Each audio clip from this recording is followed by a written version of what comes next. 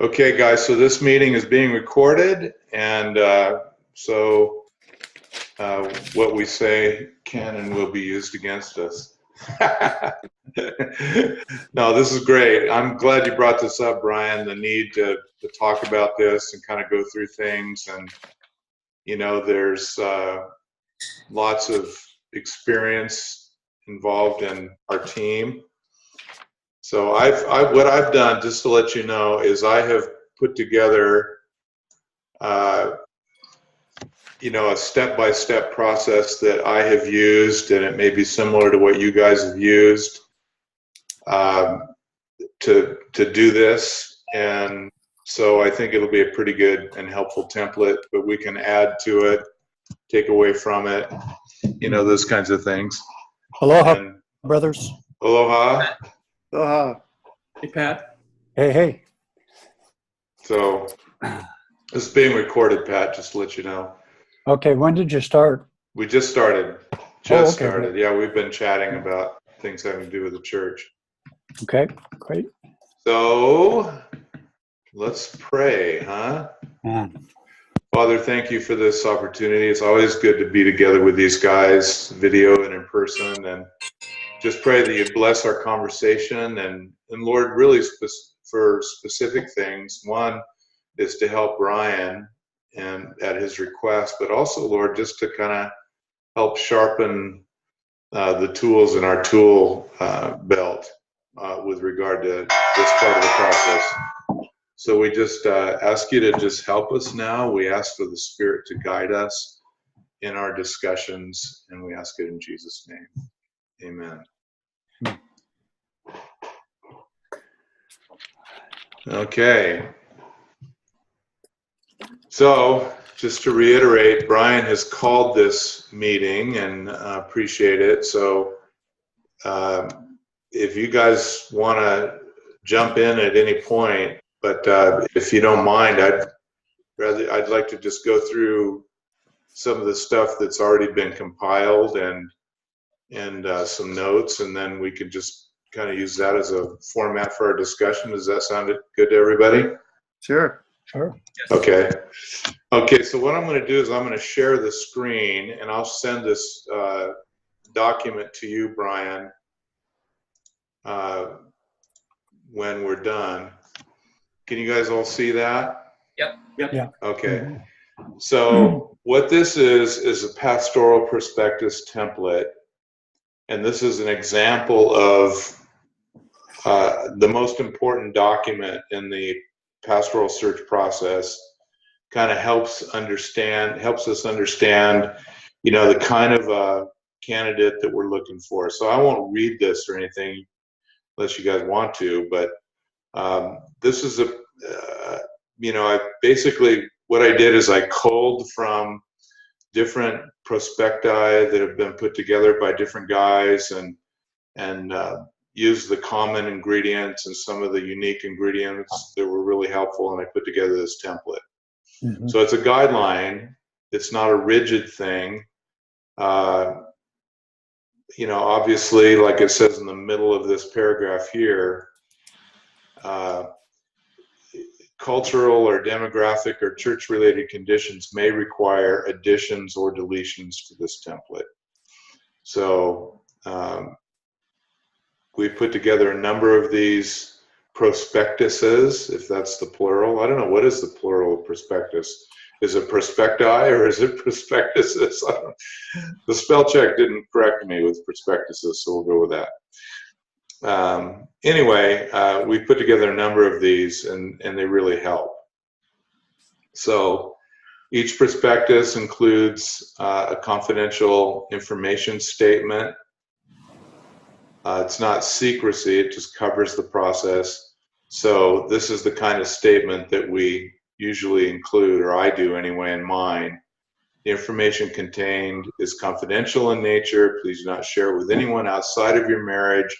The timing of the pastoral search of Calvary Chapel blank will help determine when and how an announcement will be made concerning the eventual departure of the pastor, if the prospectus includes the departure of the pastor. Sometimes the churches don't know their pastor is leaving, in other words, when this prospectus is being together.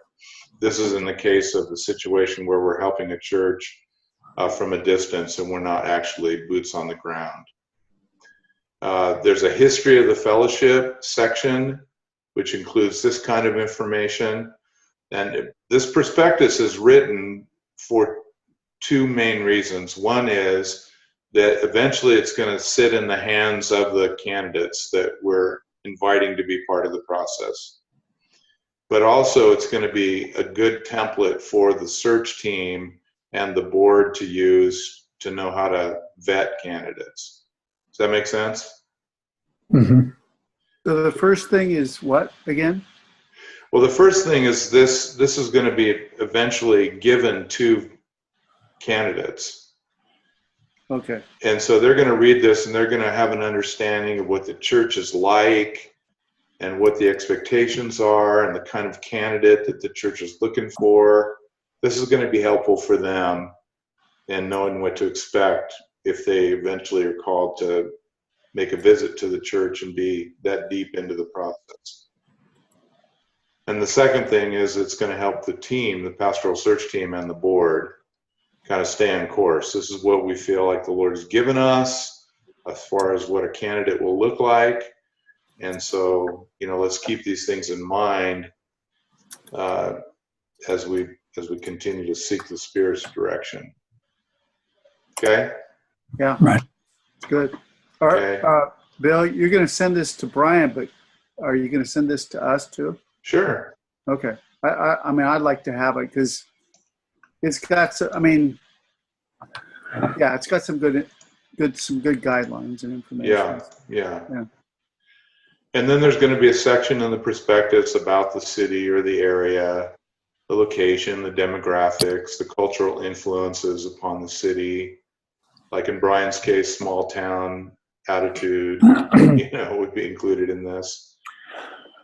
And Bill? Yeah. One of the things we did in Maricopa too is once we decided on who was going to be a part of the transitional leadership team at the church, I had a couple of those guys actually put this section together. Right. Because I was a newbie there, I didn't know, but these guys had lived there for years. Yeah. So I just tasked them with doing, again, giving them the basic bullets, but letting them add their own flavor to it as well.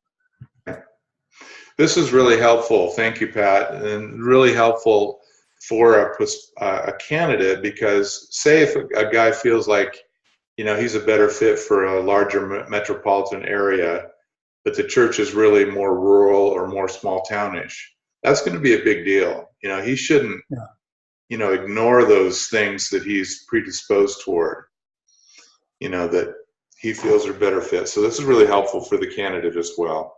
So I agree with you completely, Pat, and I always farm this stuff out, this part, to somebody else, just like you did. And then the probable profile of the new pastor, it could be called a possible profile because the Holy Spirit may have somebody else in mind. But, things like the age, what if the guys are thinking, we really need to get a younger guy in here, then give an age range, that they think is possible at this point. The spouse of the candidate, what will the spouse's or the candidate's wife be like? Will she be part of the women's ministry? Does she need to be part of women's ministry? Does she need to lead anything? Is that a deal breaker? The spiritual maturity of the pastor's wife, is she secure in her own identity in Christ, and so on and so forth. These are important things. The qualifying character criteria of the senior lead pastor based on 1 Timothy and Titus, spiritual gifting. So we want to, what do we want this guy to look like? What's he going to be like character-wise and gifting like? And then, of course, we want to look at character even more than we look at spiritual gifting. And then the financial situation or need of the candidate. Will he need to supplement his salary and housing from the church if he's got large financial needs, maybe a large family? Is the candidate in debt? These are kinds of things you want to put in the prospectus so that nobody's surprised by anything. you get a candidate that comes in that's in major debt and needs to pull in 6 figures just to handle his overall, need. Well, then the board has to decide, do we really want to be funding somebody's debt? And, so we look at stuff like that. The technology bent of the candidate, does he have to be techno savvy or not? Does he use social, ministry as part of ministry? Is that important in that area? That kind of stuff. Is that important to that church? Gifting, his work ethic, all the things that are important to the board, to the TSP, and to the search team should be included in this. And so I've given a bunch of bullet point suggestions about those kinds of things. Just write it up. Okay? Make sense? Yeah. So the development of this prospectus is a big deal, and it's the next major phase, in putting together a plan to call somebody. I'm just amazed, and you guys have seen this too, how many churches start looking around to available candidates and they go, yeah, well, hey, this guy's available, let's get him. And they don't even think about how he may be a fit for that church. Yeah, I can tell you here that the pastor here was beyond the A-type personality, and the next guy they're going to respond to is going to be sort of the opposite of that. When Terry came last week, they really loved his personality. I don't know what personality type Terry has, but it was awesome. It's awesome. I know that. It was humble too. Yeah, very humble. Yes, yes. Yeah. Thank you for recognizing that. Is that what personality type A means? Yes. So I just know whatever the personality type, it can't be A. It's going to have to be B or right. whatever. Right. Yeah. Sorry, Bill. Go ahead. Oh no, that's not a problem. I mean, and like you pointed out earlier, Brian, you were talking about the makeup of the current board. They're older, and if they do have a guy that's 40 that comes in, or 35 that comes into the pastor, so that guy's got to be a good leader. He's got to be comfortable with older guys, and these guys are going to need to be able to serve under that leader, obviously. So, and then other parts of this prospectus, as far as the pastor is concerned, he has to be in agreement with Calvary Chapel's philosophy of ministry and distinctives. The team is going to have to consider how Calvary Chapel should this candidate be. And in the current climate, if some guys might say, if this candidate likes CGN at all, we don't want anything to do with him. Or they might say, if he doesn't like CGN, we don't want anything to do with him. Or if he's CCO only, we don't want anything to do with him. I don't know. Those are things that have to be talked about, I think. So if he's not affiliated already as a Calvary Chapel pastor, obviously he's going to have to do that if the church wants to be a Calvary Chapel church.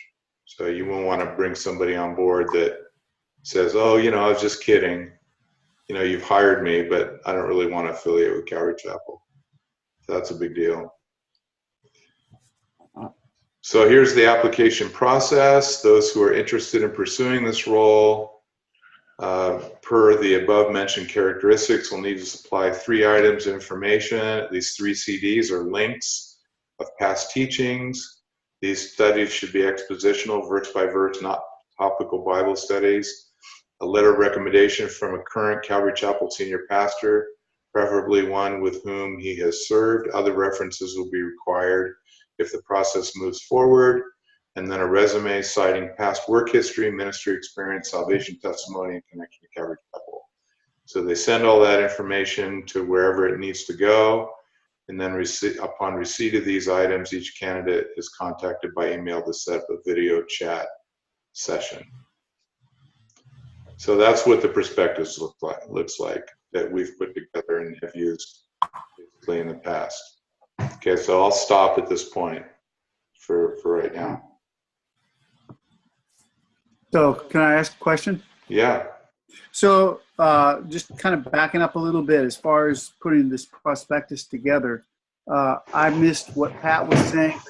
You're basically saying you want to farm out, you want to get some help or get somebody to work on getting all the specific information together. Is that right?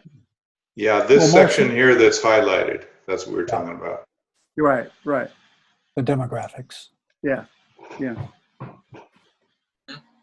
Okay. So that can basically be somebody on the board or Right. whatever. Mm-hmm. Preferably. Yeah. Okay. Preferably somebody who's part of it, who's already been designated as part of the transitional leadership team. Gotcha. So like the guys that are going to be helping Brian, for example, in Right. this whole process, one of those Brian would ask or task a couple of them to come up with it. Okay. They could edit it down together so that it'll fit. So it's not like, here's a 30-page history of Red Bluff, just the main, some of the main points. Yeah. Right. No, I think this is great. I mean, I felt like I was always trying to catch up on things of similar nature. I was always kind of having to address those things as we went along, as we moved along, rather than really kind of getting it sorted out beforehand. So this is good. Yeah, no, this to some, I mean, we're all different. To some, this might seem like a cumbersome process. It's not the way we usually do things with Calvary. We just listen to the Spirit, those kinds of things.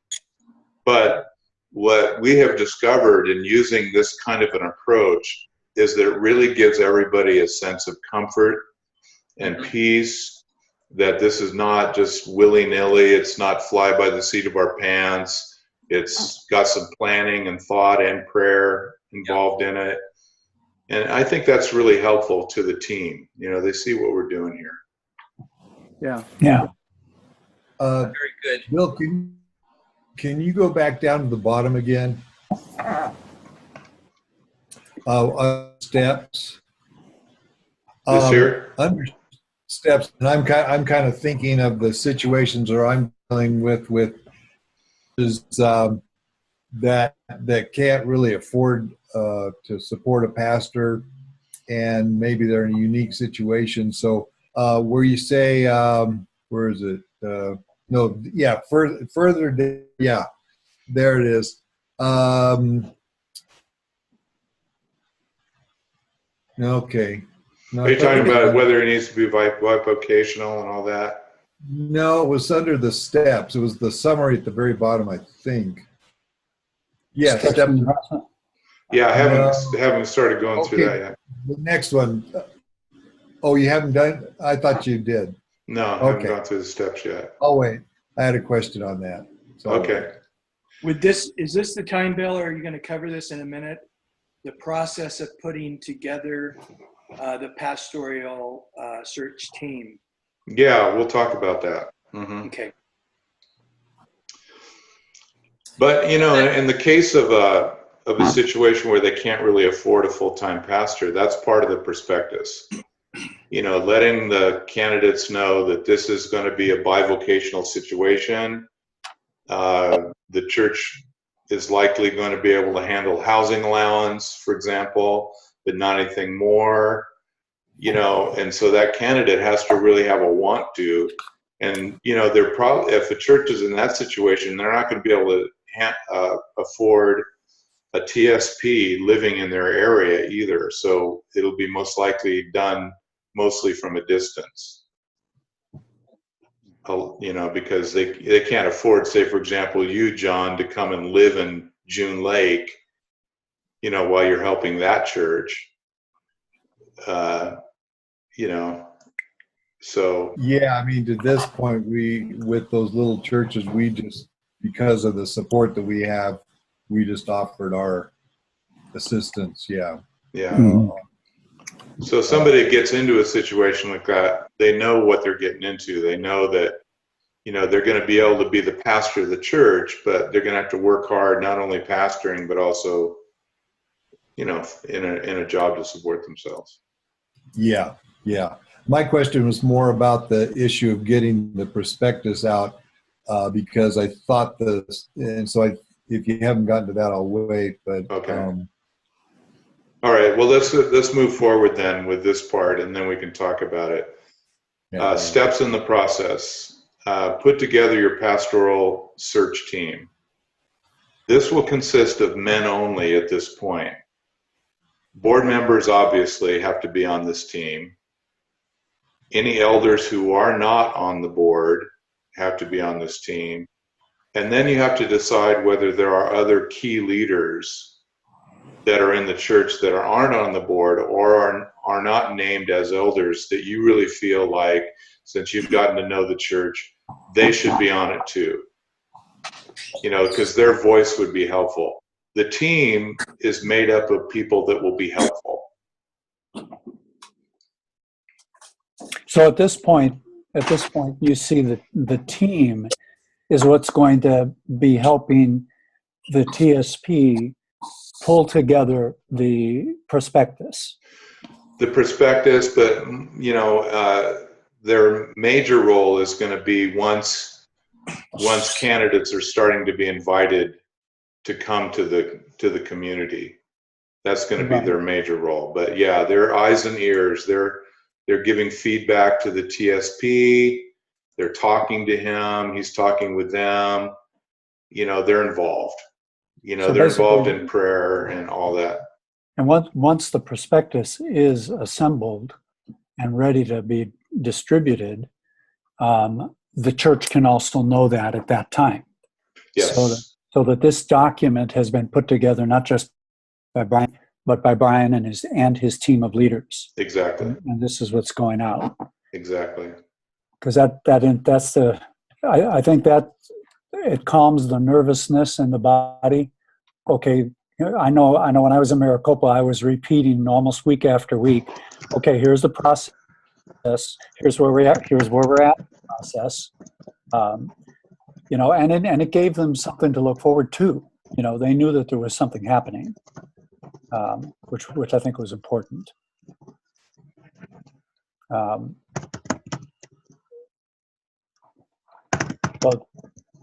So at this point, we're thinking more towards again just pulling the search criteria together, both for future candidates as well as for the church to be praying about.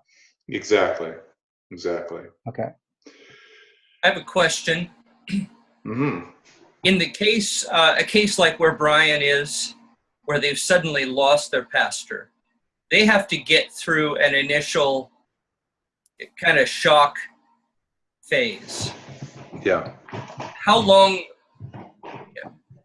before they might be ready to really think through this prospectus and to really consider it? Because they're just all in different places emotionally. They're just reacting. There's all these different reactions of let's just get on with it. Some others are saying we just want to hold steady. Others want to control. So there's a lot to get sorted out of emotions and motives. Yeah. What do you guys think of how long this season might take for Brian? Or is there kind of a general time frame? When Brian was introduced as the TSP and when that decision was made, make him the TSP, Brian was clear that this is going to be at least 3 months before we start this part of the process. And but it could be more. And so Brian was real clear on that. But then you start getting, the louder voices starting to say, hey, we want a pastor, that kind of thing, right? So right. I think it has to vary depending on the situation. But guys, what do you think? I agree. It does take a time for the shock, whether it's for good reasons or not so good reasons, why the pastor left. At Maricopa, Chris left to go serve in another ministry. But it was still, people thought the church is done. and they realized after a few weeks that no, people are still showing up, and there's good teaching continuing, and the church is going to go on. But I think the 3-month thing is reasonable in any case, because it gives the TSP time to get to know who the people are, and it gives a certain consecutive period of time for the body to know that they don't have to panic. They're not being left to swim alone. Mm-hmm. And that only comes with repetition and time, I think. Mm-hmm. But another thought too, though, if you have a sense, like Brian in your case, and you have a sense of your leaders, that these men have been around the block, they're men of prayer, they're seeking the Lord, and they understand that there's something that's going to need to take place, then there's a certain mourning period, but I think there's more the moving ahead of the Holy Spirit that these guys are aware of, that we can't go back, we're moving forward, and now that's going to require some mature minds and hearts to be coming alongside it. So once I think you've got a sense that, okay, the shock is off, and now these guys are saying, where do we go? What do we do? And now there's the process of moving ahead on it. So I don't think it has to take a super long time. I mean, Gary Lawton stepped into Calvary Santee when the pastor committed suicide. And that was, I can't even imagine stepping into something like that. But he presented stability. He brought in several other pastors to kind of hold up the arms of the body, and they didn't skip a beat. That's great. It was just, but it took that full-on commitment of a mature leader to step in and minister to the hurts of the people, but also to be pointing them that, hey, this church, God's put this church together for a purpose and a reason, and that's not going to change. Right. Well, one of the problems, and this is a good problem, one of the problems already in Red Bluff is that the church has doubled its size or whatever it is. It's grown quite a bit, and so the bar is being raised pretty high concerning expectations for the future.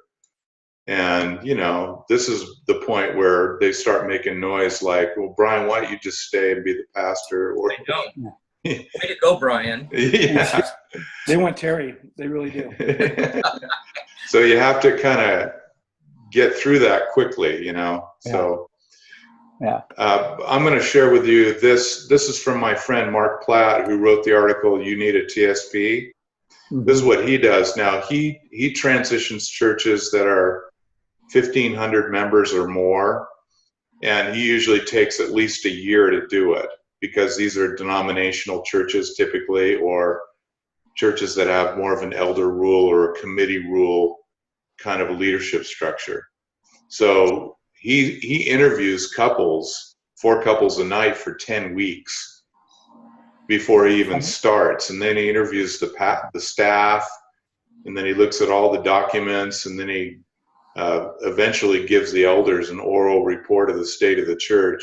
My whole point in sharing this with you guys is that it takes a while, but the first several months are investigative months, and then you start the actual process. So that's what he does, and that's coming from a guy who's been around the block. I mean, he's real seasoned in this, so I respect that. Did you send this to us before? Yeah, I've sent all this stuff to you guys, but I can send all of it again. That'd be good. Yeah, I'd love that. I'd love to have that. Okay. I mean, to me, it seems that in a sense, it's kind of the obvious thing is it depends on the health of the church and the nature of why there's a transition. Right. I mean, like in the case of Red Bluff or the church, where the pastor committed suicide, or bishop where there's a death. To me, it just seems like, how do you gauge? I don't think you can set a time for how long it's going to take to restore, stabilize, and that type of thing. I mean, especially as more and more stuff comes up, Yeah. you're dealing with, and I think that's the situation Brian's in right now. Is he's getting close to? I think he's getting close to the place where he can start doing the search team and prospectus. But I mean, it's just been trying to create some stability and Yeah. So. And there's an elephant in the room situation in Red Bluff with one of the board members that has been divisive, and Right.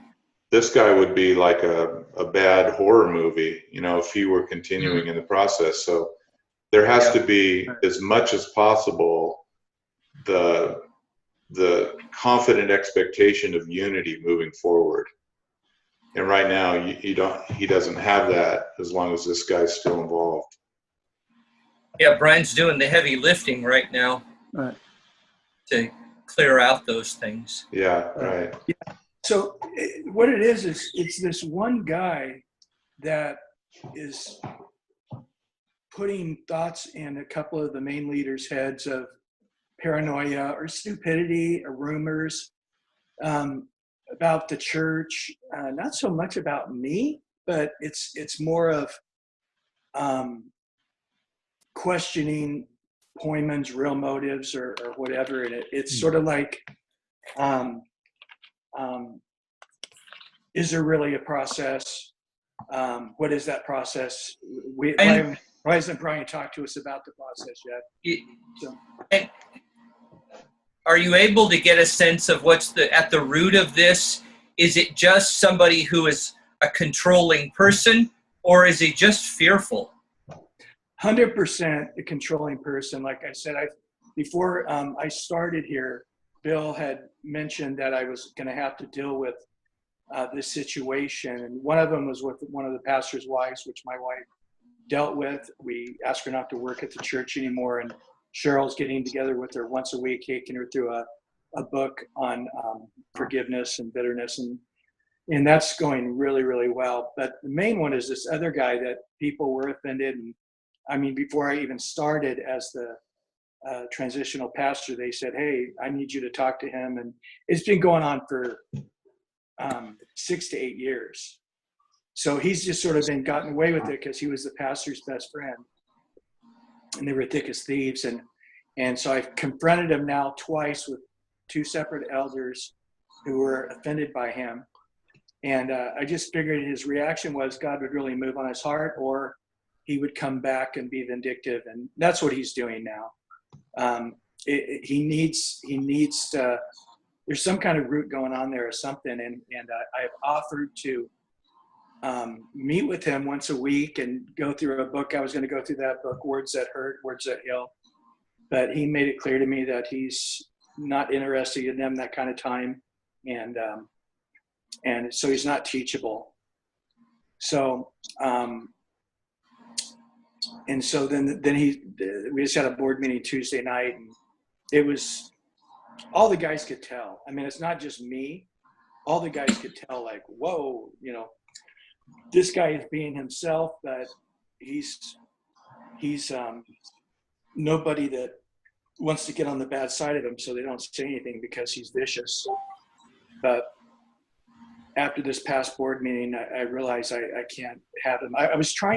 I told him when I came, I said, look, the main guy that's causing the problems, the board voted him in to have the contract to build the $1.3 million building. And I said, that's just unethical for you to vote for yourself to get a contract. You shouldn't be on the board. And then the rest of them were paid staff. And I said, that's neither a good idea either. So I really, as you know, we're heading towards January. We need to get this cleared up. But if I came back and said, now, you know what, we're going to go ahead and clear this up before January, I think that's the way to go. But this guy, I don't know what he'll do. Like I said, I feel like subconsciously he's trying to get pushed out, or he's trying to get mad enough to leave. and it has nothing to do with me. It's sort of, I really don't know. It's just bizarre. I've never seen anything like it. Yeah. Well, Terry used the words heavy lifting, and that's a word to describe what you have to do, Brian. The heavy lifting of getting rid of this kind of divisive influence in order to move forward. Because my sense when I was there for that 1 week was, you know, this is a great group of guys, and they can all get along, but not with him. Oh, okay. I mean, the rest of the guys are fine. Yeah. Yeah. They're amazing. Yeah, they are. They're great. I mean, they really are. They really are. And you know, part of it too is I'm getting some younger guys involved in leadership, and I can tell that he in particular resents it. Yeah. Like he doesn't think they're worthy or old enough. I don't know. Yeah. But well, that's the future. So you got to do what you got to do. So we'll have to pray and support you. But, you know, that's the hard part of being a TSP when you have to deal with stuff like this. But you're doing that church a huge favor dealing with it now. Yeah. So that next guy doesn't have to. Yeah. And you're doing a huge service for guys that do want to come alongside and work together. Right. Yeah. Right. You know, because they know the guy, and there's probably no doubt a lot of emotion and relationship and stuff built up. But that's where the freedom of the TSP can come in too. And you don't have that emotional attachment with this fellow, and you can just call him on it and say, you know, right. you're resigned as of today. Yeah, and there's scriptural basis. Go ahead, Pat. I'm sorry. Yeah, but I mean, I think the sooner, you know, first, you know from the Lord that this is not just you having a relationship problem with the guy, but that you've discerned that this fella is hindering what's going on to move it forward.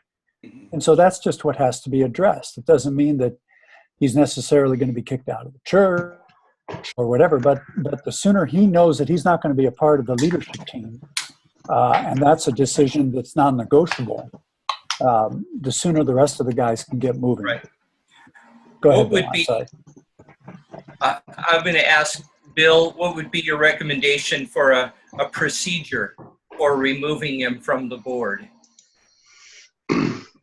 Just doing it with a couple of other elders, and I could, if Brian did it alone, then this guy could blow the whole thing up and just accuse Brian. But this would protect Brian and the church if there's some with a couple of other guys. But what do you think? Well, exactly. I think exactly. And, you know, Titus 3, we all know the passage, rejected divisive man after the first or second admonition, knowing that such a person is warped and sinning and is self-condemned.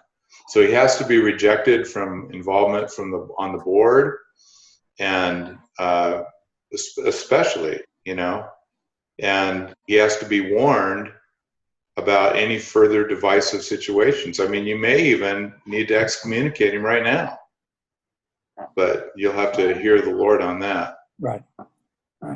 You know, if I could say, I think this is all part of the process of Brian restoring the church. Because yes, it is. Things are so way out of whack for so long.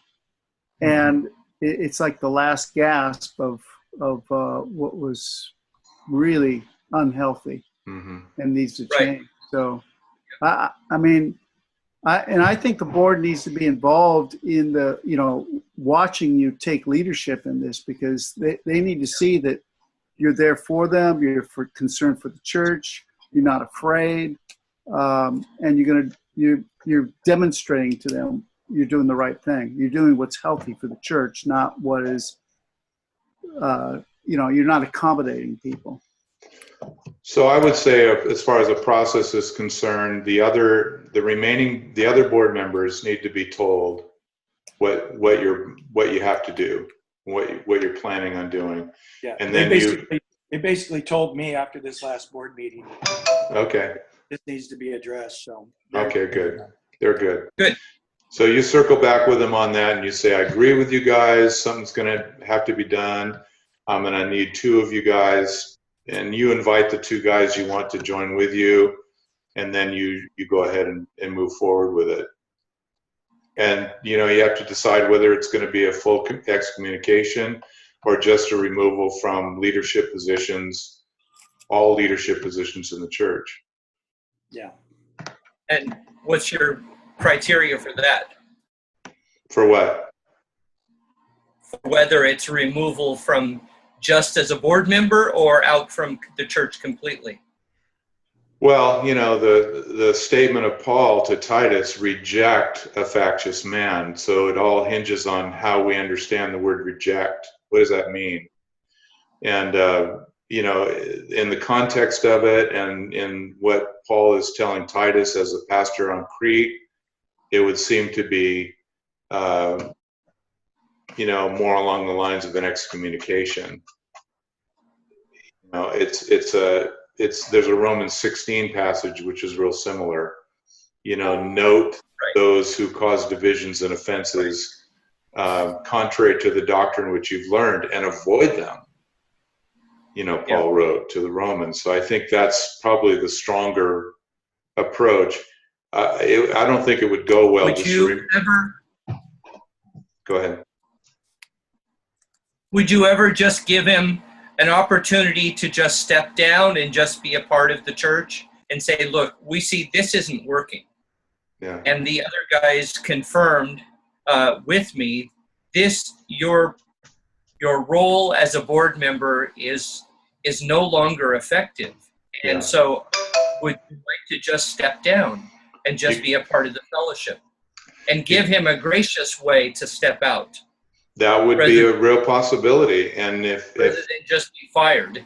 Yeah, if the result of that would be that he just gets angry and fires back like Brian thinks he probably would do, then he's just dug his own hole. That would kind of tell you if there's any place for him in the church. Right, yeah, that's true. That would be the safest route to go. Yeah, he's over a security ministry. The whole idea was that if somebody comes with a gun, the security team, they all have like a Hawaiian shirt on. You can't really tell the difference, but they're all packing guns, and that everybody else gets down and they shoot him, and they practice this. And it's weird. It's weird having these guys at this little church out in the middle of nowhere. With this, you know, they're everywhere. Like they fashion themselves after the president's Secret Service.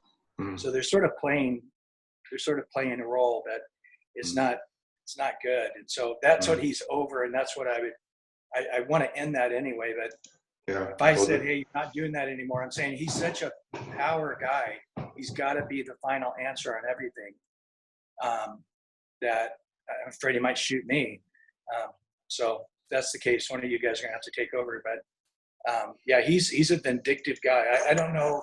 He won't take it laying down. Laying down. Well, you know, maybe that'll be it. It's part of what will show everybody that he doesn't belong on the board or in a position of leadership at all. Yeah, exactly. Right. Yeah. Okay, well, let's move forward with the steps in the process. So on step number 2, you're gathering data, information, developing the prospectus. And then, you know, per Pat's suggestion, let the fellowship know that you've completed a prospectus and the team that has been assembled has done that. And I think at this point it would be good to identify the members on the team. Just have them stand up.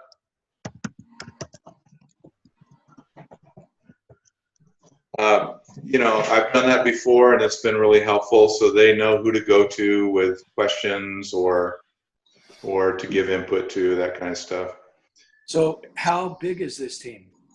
Well, you're going to have your board, and then if there are any elders in the church that are not on the board, then they're going to be part of it because they're elders. And then if there's anybody else beyond that you feel should really be part of the team, then include them as well. But you don't have to. Only men, not women. At this point, it's only men. If I'll it gets too explain big, that later. if it gets too big, I said, if it gets too big, it's going to be kind of unwieldy. Well, right now you've got 5 board members, right? In addition to yourself, Brian? Well, I asked Greg, he had way too much. Yeah. So I said, there's not a need for you to be on the board. Yeah. And eventually the paid staff are not going to be on the board. Yeah. I was just trying to wait till January to start a new group. Kevin is having serious marriage problems, and he asked to resign. He actually gave me a resignation letter just saying, until my marriage gets better, I have no right being in a place of leadership. Uh-huh. But then after a couple of days, he goes, well, hang on to the letter, but I'll try. Okay. So how many guys do you have right now? Outside of that, it's Dell and Ali. Okay. Okay. So you got a small group. Yeah, but I'd like to get some new guys on. I think I'd make that decision. Yeah, I think it's good to have at least 6 or 7 guys if you can. Yeah. I agree. Yeah. They're just eyes and ears for you. They really help, Yeah. So tell the fellowship about who's on the pastoral team, search team, and then give them a little bit of information about the process moving forward without too much detail, because it's too much information will just confuse them. After you're done with the prospectus and everybody really likes what's being put together, and of course you can get input from any of us, Brian, on how the prospectus works. Send it out to key leaders in the Calvary Chapel Fellowship of Churches. I always send it out to guys that I know will read it carefully, take it seriously, pray about it, and if they do have any names that seem to be a pretty good fit, it's like buying real estate. If 80% of what you want in a house is in the house, then buy the house. 90%, then really buy the house. If 100%, you probably can't afford it. So the same is here. So send it to people who are going to take this thing seriously. And then, these guys may include regional leaders. Brian, you've got a huge swath of guys that that you could send this to. Send it to council members. Send it to pastors that have a discipling approach to ministry within their own churches. Like I would send it to Bruce Zachary. He's a friend of mine, and he's always raising up leaders in his church. And then of course the other appointment pastors have a series of connections that could result in a calling to that church. Mm-hmm. And then under number 3, also review candidates that have already been vetted to see if any of them might be a good fit. And then after you've done that, after you've contacted these guys for names, you're looking for names, then send out the prospectus to those that you feel led to invite into the process. And just let them read it. And, the TSP is going to do some screening here. And once the resumes start coming back, it's not necessary that the whole team read every resume. Some of them you're going to realize, you'll talk to them in a video conversation. You see the wife sitting there like this, with a really grim look on her face, and you're thinking this woman does not want to be the wife of a senior pastor. You might want to cross them off your list. That kind of stuff. Bill? Yeah. Yeah, I think it's maybe a point that's good to, and I don't know about the rest of you guys, you may have some input on this as well, but the vetting process, this process of starting to see which ones you start getting back that you want to consider. Okay, this person here needs to get the prospectus. This couple over here, I need to send this out to. and really, that's, I think you noted it here somewhat, Bill, when you said that this is something that the pastor or the appointment team will assist with Brian. You know, it might be Brian and Terry or Brian and John. You know, but they'll be going through this process together. It's not at this point, the job of the search team in the church, your board and your elders, is kind of there just praying for you guys, praying for wisdom, you know, in this process. It seems to me when they start kicking in, their input is when you've got it vetted down to 2 or 3 couples. Mm-hmm. Right. You know, you've done, again, that's part of the heavy lifting. You know, they've got so much stuff going in their heads, they can't be doing the interviewing. And, you know, if you got 10 or 12, you know, prospects, trying to get all 7 or 8 of them together with their wives to interview, it's not practical. So what Bill did for me and we had about 10 applicants, and we worked it down to a half a dozen, and then Bill and I did video interviews with those half a dozen, and that resulted in the 3 picks that we had eventually come out for the long weekend that you have next on this. And that's when they met the rest of the leadership team, and question and answers and, you know, interaction, you know, would take place. Mm-hmm. Just some thoughts there. Good. Now, Bill, do you have past resumes from guys on file? Oh, yeah. Mm-hmm. So you'll be looking through that as well? Yeah, I can look through that. Uh-huh.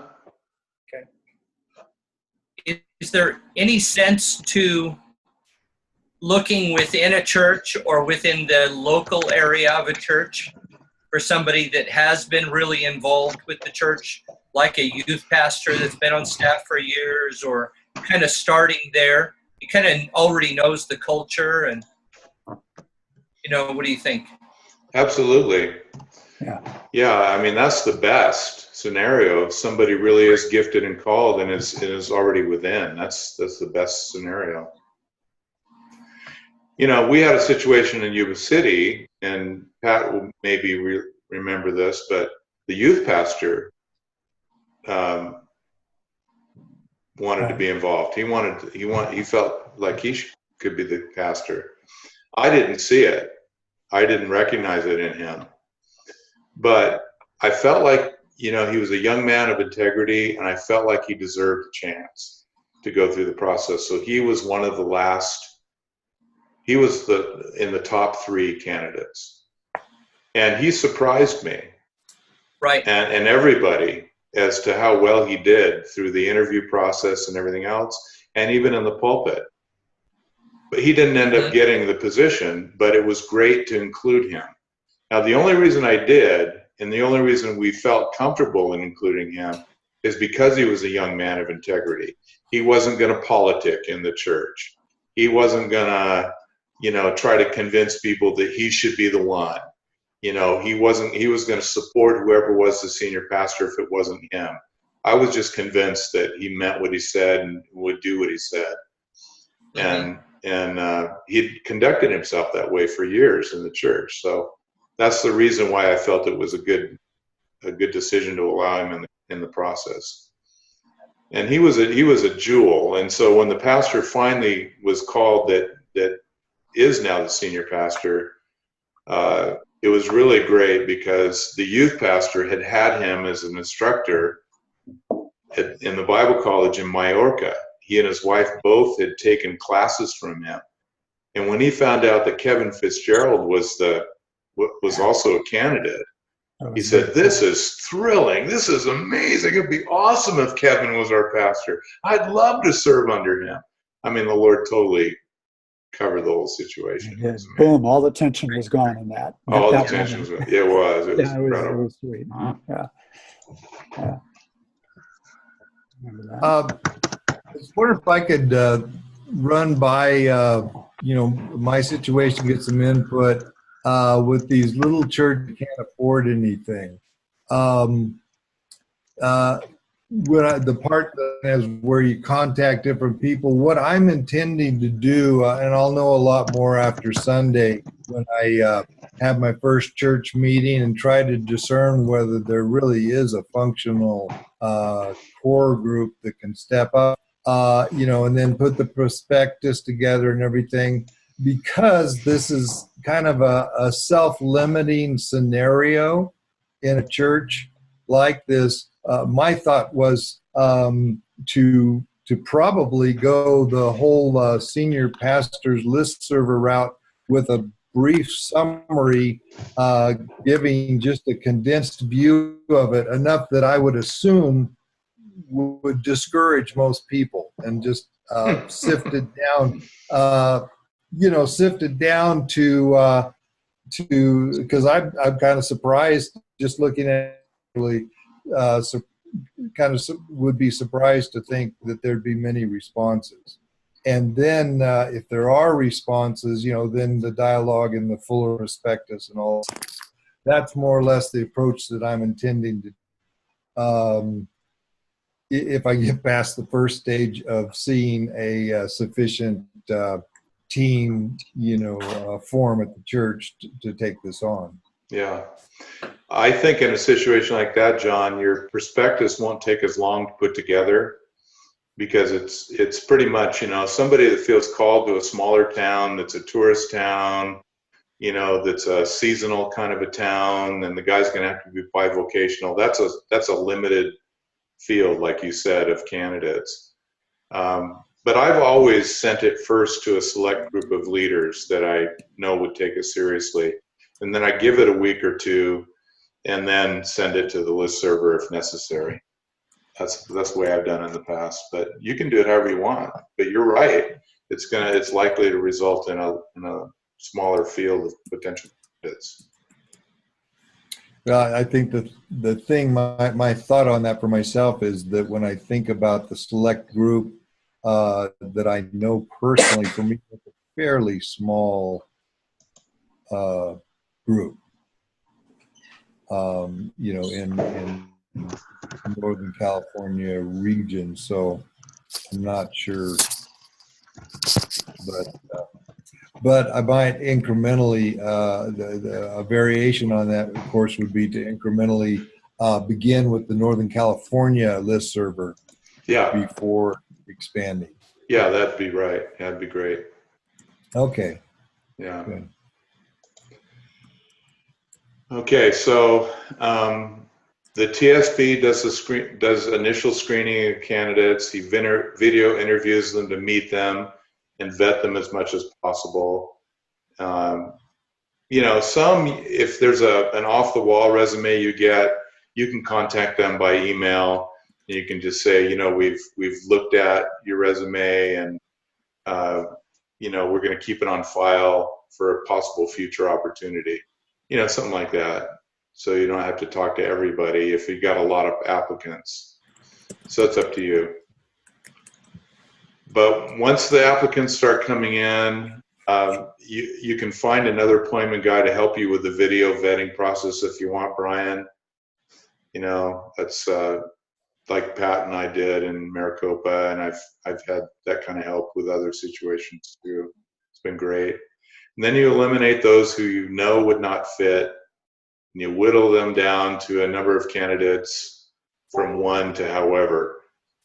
Just one candidate isn't sufficient, because it's always good to compare apples with apples in looking at these things. Two can be enough, depending on the situation. In situations I've been in, it just seems like three has always been the number we've settled on, and had it happen that way. Brian, there's two of you. Yeah, my other device is dying. Okay, I'm going to close you out on that one then. Yeah. Okay. Still going. All right. So does that make sense? Yep. And now once you've gotten down to your final core of, hang on here, why isn't that guy being removed? There he goes. Okay, we're good. Once you've got your candidates that you want to start with, the ones that you want to actually come and invite to the area to interview. What's that noise? Okay, that's going to go away. All right. Anyway, once you do that, then you invite them to a long weekend. Typically, have them come on a Thursday, stay at least through Sunday, tell the congregation the names of the candidates, give them advance information where possible. Like, for example, if they're already serving in a ministry and there are online studies that they can listen to, then you can tell them where to find those, that kind of stuff. Let them know that their feedback on the candidate can be given to the search team, but also let them know that the board is going to be the ones that make the ultimate decision with regard to the future pastor, so that they don't think that they are the search team or that there's some sort of a congregational vote. Want to avoid that situation. And if applicable, tell them that there be another candidate or more than one following this one. And then prepare the church by letting them know that next weekend one of the candidates will come with his wife, and then hang out with that candidate, you and your wife, Cheryl, in a casual conversational style for at least a good part of the day. Take them places in town, have them eat Thai food at the best Thai restaurant, whatever you want to do. And then, so you're getting to know them on a more personal level, helping them to feel comfortable. And then maybe another time, another day, have one or more of the search team hang out with them with wives as possible. Give them some time to learn the city, speak with whomever they'd like in the church, so they can kind of do their own interviews. What's this church really like, and what would it be like if I were to be the pastor here? What would it be like for us? That kind of stuff. Have them speak on Sunday. And then after that Sunday, schedule a potluck meal in a large home, not at the church facility, for the entire search team and their wives and the candidate and his wife. So this is where the wives of the search team come in. They're going to be there to observe. They can see body language. They can learn a lot about the pastor's wife and who she is. Women pick up those things better than men do. They're invaluable. And then after that casual meal time, sit in a circle and begin asking questions, getting to know the candidate and his wife better. No question is out of bounds. Try to set them at ease. It is not really an interview per se, but more of a conversation. But you start the questions yourself, Brian, and kind of setting the tone for the kind of questions that are okay to ask. You can ask the obvious ones that maybe they aren't thinking about asking themselves. Pay attention to the body language of the wife, asking about calling and marriage in the ministry. Let no stone remain unturned. This is your big opportunity. After it's obvious that part is finished, you've been there for a couple hours or more. Usually, it's been 3 hours or so with the candidate at least, and with his wife. Then go ahead and tell them that they can be dismissed, and then remain for a little bit of time after that to just talk among your team about your thoughts, what you think, strengths, weaknesses, that kind of stuff, and then continue to pray as a team. And you keep doing that until you've done that with all the candidates you want to invite to the area. And then if you feel like you've got a possible decision among those few candidates, then you gather your board together and set a time for them to meet, prepare for it with prayer, wait on the Lord for a decision, talk about it. And if it's not unanimous, be careful about moving ahead. But, in every situation I've been in, we have seen the Holy Spirit just kind of move on even that pastoral team in a way that's it's almost palpable. And you just kind of sense like, wow, we've found our guy. This is amazing. But I don't, as a TSP, I don't tip my hand in the thing at all. I don't let them know what I think. I want it to come from the Spirit and through the group. And I don't really give my opinion until I hear what the Spirit's doing among the board members in that last board meeting.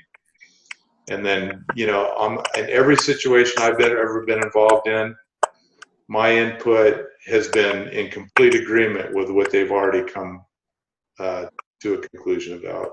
So nobody could ever say, like the TSP made us have this pastor. That's what I'm trying to avoid. I want to be something that the Holy Spirit really has clearly done in the hearts of all the people involved. And after that, I didn't get a chance to finish this, but after that is, extending an invitation to that pastor and his wife to come and be the pastor of Calvary Chapel Red Bluff. And then there's a handoff Sunday, and then there's the commitment to ongoing support as needed, to that pastor. So, part of that conversation, you're going to have with the pastor during that long weekend, and I didn't include this, is what are their financial needs?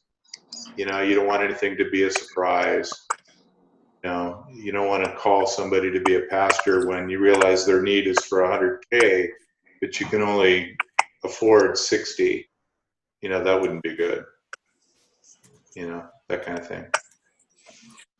What is been the average amount of time, like when you say, okay, we've chosen the pastor? It's not me typing. I think it's just the connection with the cell phone. Oh, okay. I don't think it's as good. Let me go back to the other device. It just said it was dying. I'm sorry about that. It's not. Sorry. I don't know why it's popping. I hear that. I didn't know if it was me or not, but it must be. Yeah, your thing was lighting up whenever that was coming up, so I was having a I'm sorry, guys. difficulty following Bill. My other device. I'm so sorry. Let me see if that's what's causing it. Sorry about that. That's right.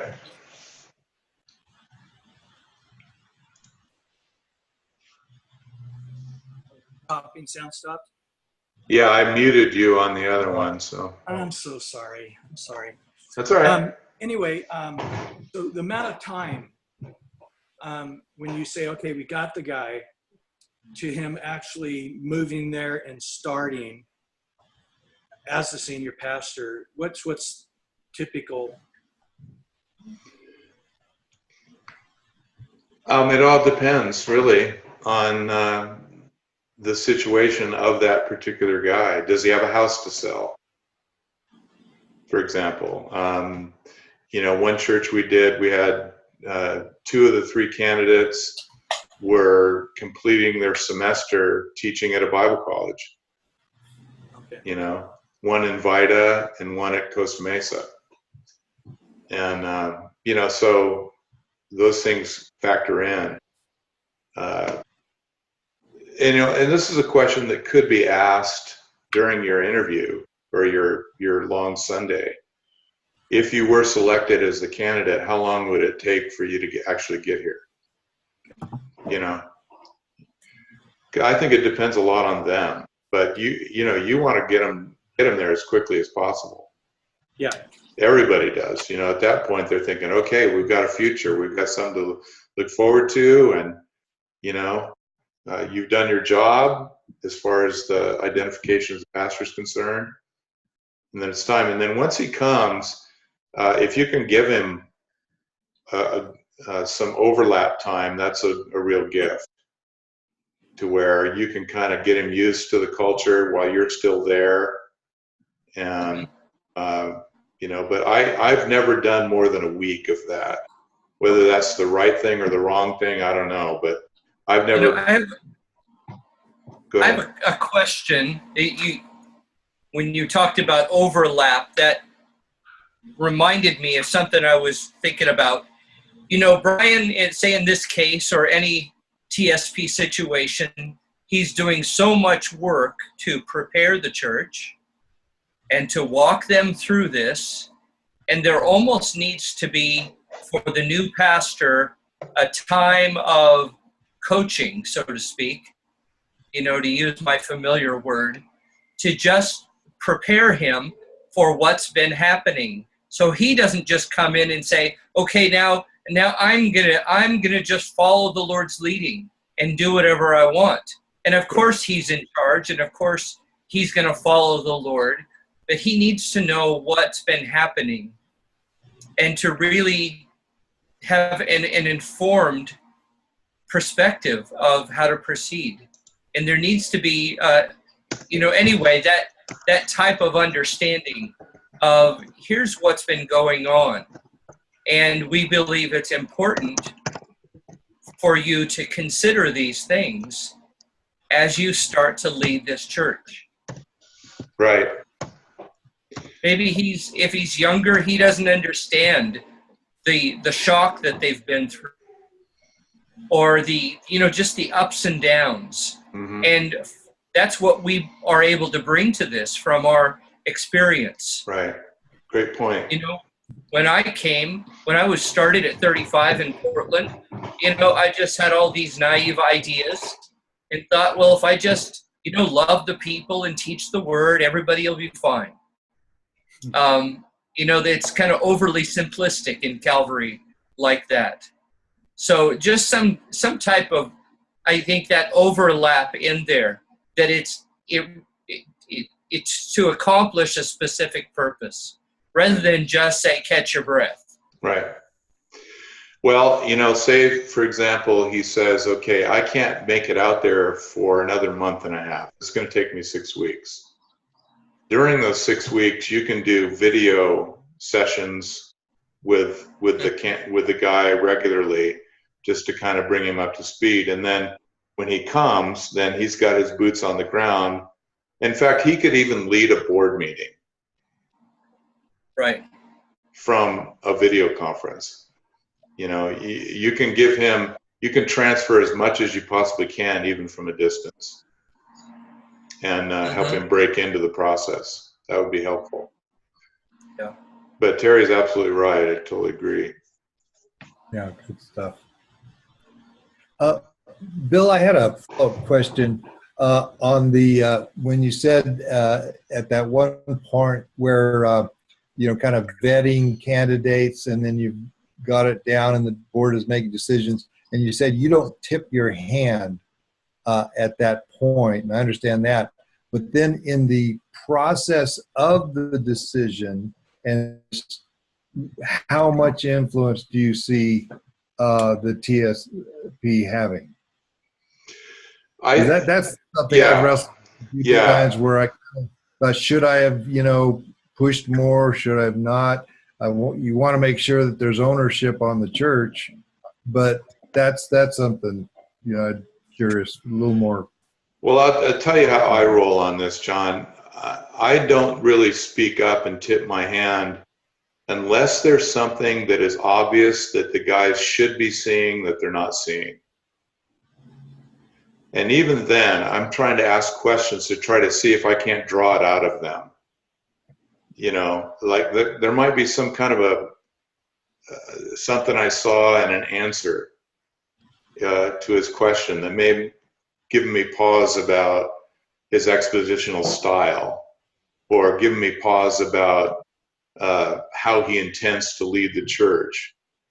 Like maybe he's a little more heavy-handed than I'm comfortable with, or that church would be functional with, or maybe he comes from a church and he's served under a senior pastor who has a reputation of being heavy-handed.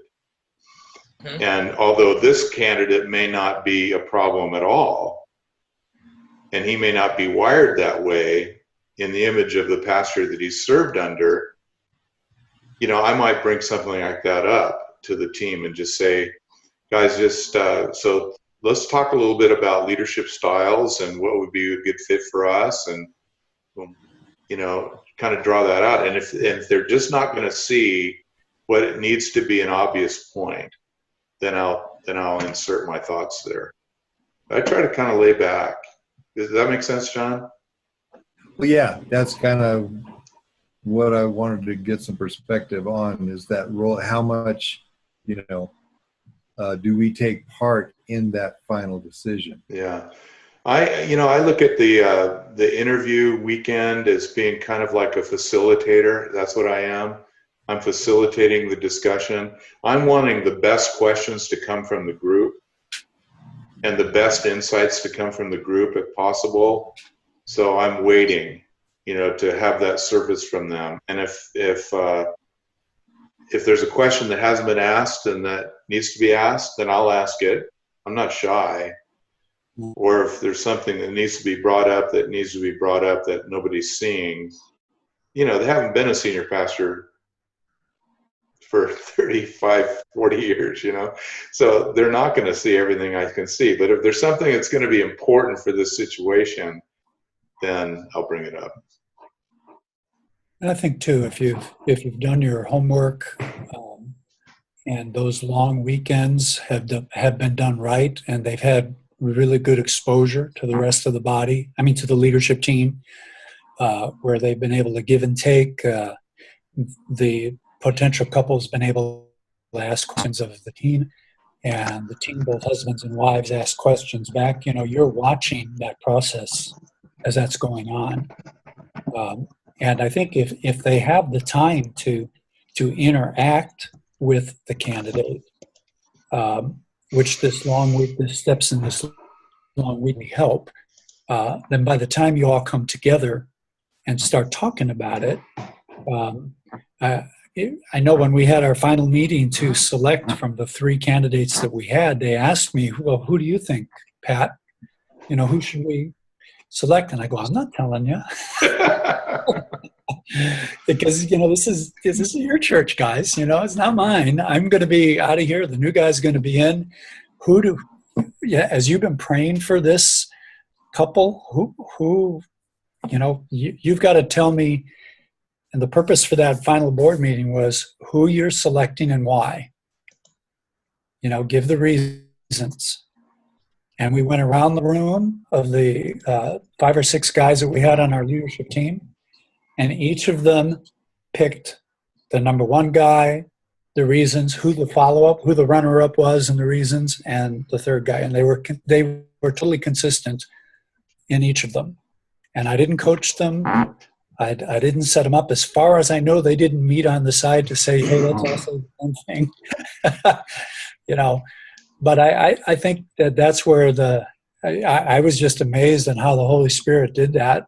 And it was a unanimous thing. And boy, once you have that, then you can go before the body, and you can say, hey, God's answered your prayers. He's doing a work here. Mm-hmm. How many guys were on your search team, Pat?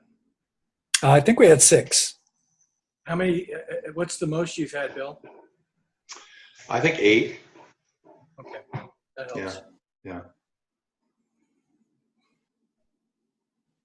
Yeah, we had 6, and one guy in the middle of it had to go back east for something.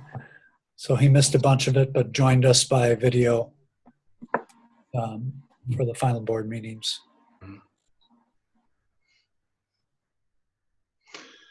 So that's what I've got, to offer to the discussion, basically how it's gone in my experience. Does that help, Brian? Yep. Okay. A lot. Okay. Yeah, That's really, really a great template, and it helps me a lot. Yeah. Okay, good. I'll refine it a little bit because some of the comments that were made here were very helpful. So, yeah. Well, we're excited for what God's doing there in Red Bluff, Brian, and just know that you are on our hearts regularly. Amen. It's an awesome privilege to do what you're doing, but as has been said several times, it's a heavy privilege, and there's a lot of things that you have to bear that you can't really go tell everybody. Well, this is why I'm making this decision. right. But just know that you're not alone in it, and I think all of our team is praying with anticipation of what God's going to do Amen. there at Red Bluff. Well, Trip helped me a lot yesterday, and we were talking for a while, and it was a lot of common denominators that and stuff that Al has said. It's just exist in this kind of role, because the people did not choose this, No. and they're stuck with it. And there were a number of changes happening on its way, even if Gil had stayed. And so we're sort of in the middle of some of those changes. And then, overwhelmingly, like I said, the church is, will tell you they're alive, they're happy. But this one guy, I realized, he's the scoffer. He's talking to some of these other guys, getting them stirred up. And I talked to Kevin about that. So I've got to, and it's going to blow up. He's been in this community for his whole life, and the way this community works, they may tar and feather me, but just need prayer on that. And I may need you on Zoom, Bill, again. Sure. With him, and so I'll try to. I've been real gracious with him, and thought I had a couple of breakthroughs with him, but. Case. Really sorry to hear that, for his sake and for whatever fallout there's going to be. Yeah. And there will be. Yeah. But a lot of people were saying, yeah, we really want you to be the pastor. And then Terry showed up. You're like, is it possible that Terry could be our next pastor? So all the flattery went out the door. Well, we'll see who comes next. Oh, that's funny. Okay, are we all good, guys? Yeah, that was great. Great meeting. Really Okay. Well, let's pray for Brian again, especially on this Kevin thing. I mean, not Kevin, but Bruce thing. And yeah, it's a big deal. And, for such a time as this, Brian, he's obviously given you years and years and years of seasoned experience. And, the thing about experience is that it's connected to endurance. You're uniquely qualified to endure the hardness of what you got to do next. Hang on one second. They have a. No, go ahead. It's not. It was Ollie. I thought he was texting me on the Bruce issue, but he wasn't. Okay. I had one just quick question. Has there been any movement or change at all with Gil? I have not talked to him, but I have people in the church that have talked to him, and he's, I don't know who, but he said he knows a couple of other pastors who basically left their wife and started their new life, and it just went so well that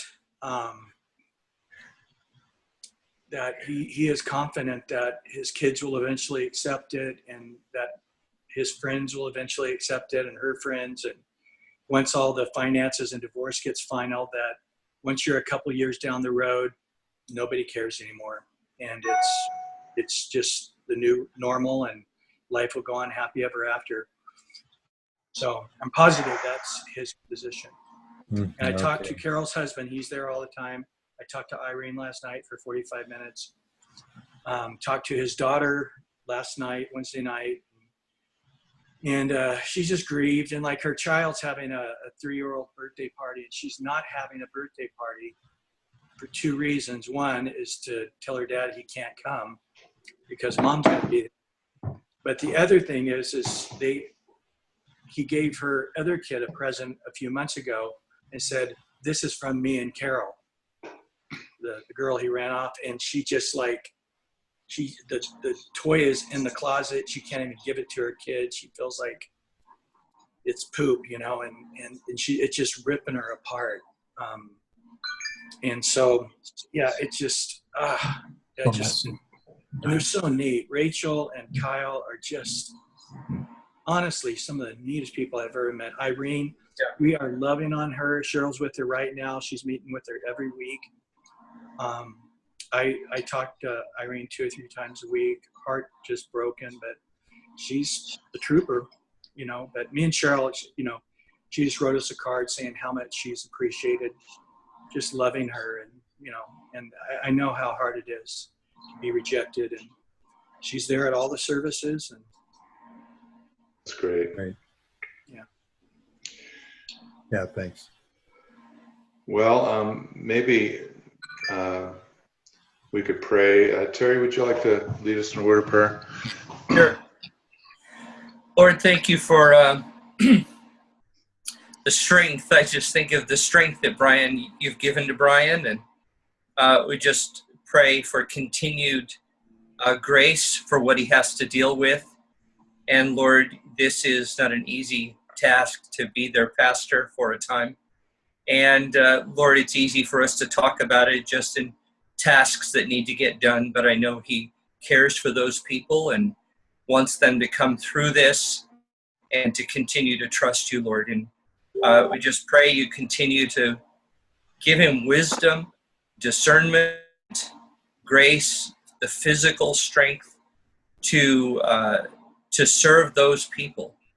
And what a testimony this is to the people of your grace, but to the community as well, Lord. And I just pray you'd help us, all of us in the appointment team, to be sensitive and how we can be a support as well.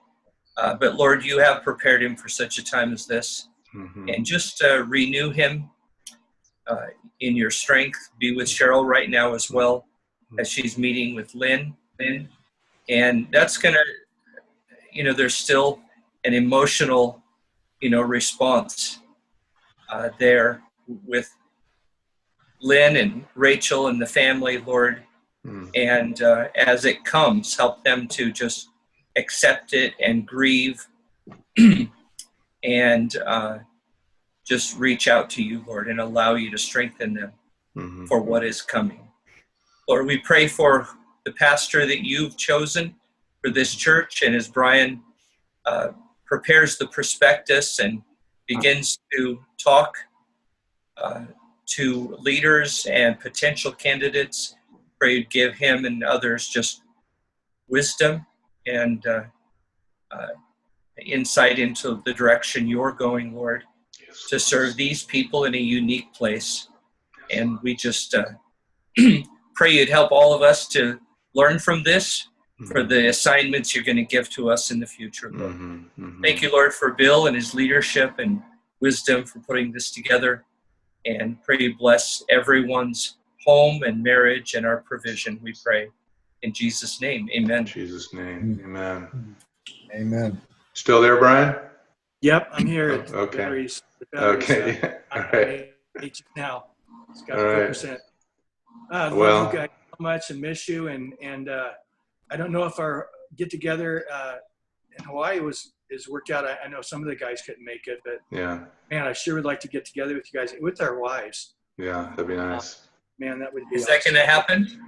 The Hawaii thing doesn't look like it's going to happen.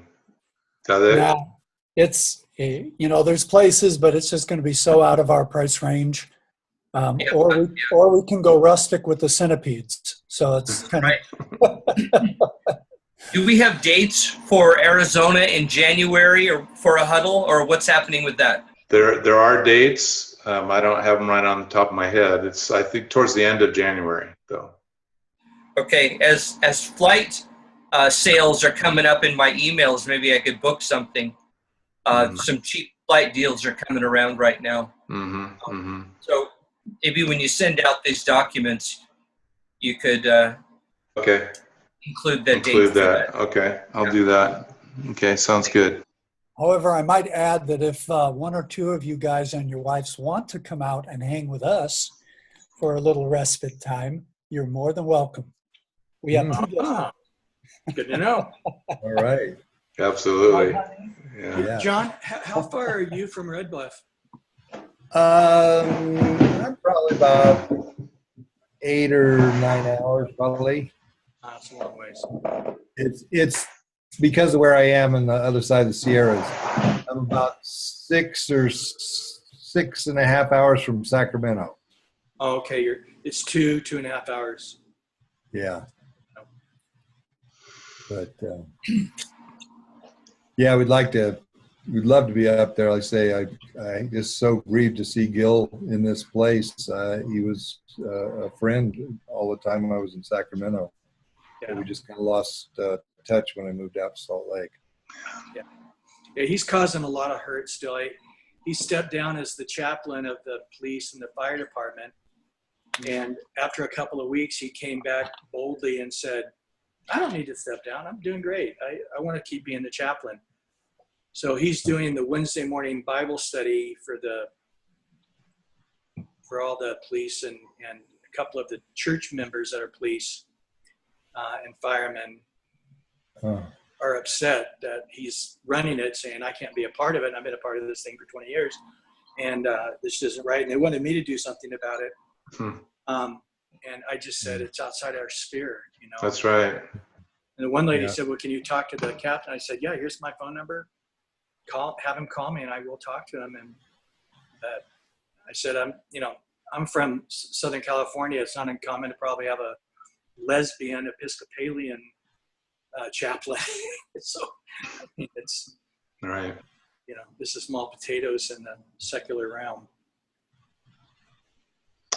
Okay, gentlemen, I'm going to sign this off here, and this is recorded. And Brian, you're a good man, Charlie Brown. Yep. Yes, you are, Brian. We all vote you are. All right. All right. Bye, everybody.